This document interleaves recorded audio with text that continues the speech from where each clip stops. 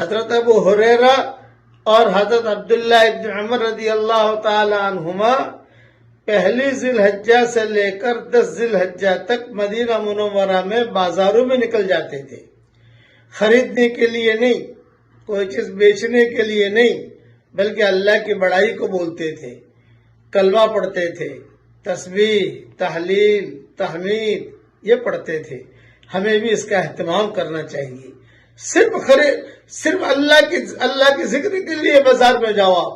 دوسرا یہاں کے ائمہ سے ہم سنتے ہیں کہ ابھی رمضان کے آخری عشرے میں آپ نماز پڑھو، اور یہ 10 دن جو ہے، یہ پہلی ذی الحجہ سے 10 ذی الحجہ تک اس میں نماز پڑھو، اس کا بھاؤ زیادہ ملے گا۔ رمضان کے آخری عشرے میں 10,000 روپیہ خرچ کرو، خیر خیرات کرو، اور یہ پہلی ذی الحجہ سے لے کر 10 ذی الحجہ تک 10,000 روپیہ خیر خیرات کرو، اس کا ریٹ زیادہ ملے گا۔ یہاں خطبوں کے اندر تقریباً ہر امام یہ بات کرتا ہے، ہم سنتے رہتے ہیں خطبے، بہت اہتمام سے دلائل کے ساتھ کہتے ہیں وہ۔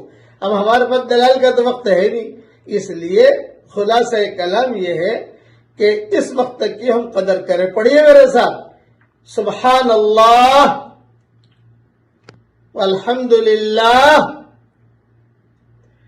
ولا الہ الا اللہ واللہ اکبر ولا حول ولا قوت الا باللہ العلی العظیم۔ دیکھو میں نے اتنا پڑھا، اللہ تعالیٰ کہہ رہے میرا بندہ مسلمان ہو گیا، میرے بندے نے مجھے اپنے آپ کو سونپ دیا۔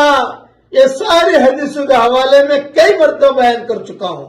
اس دھیان کے ساتھ، استحضار کے ساتھ پڑھیے، اللہ تعالیٰ ہم سب سے راضی ہو جائے، آمین۔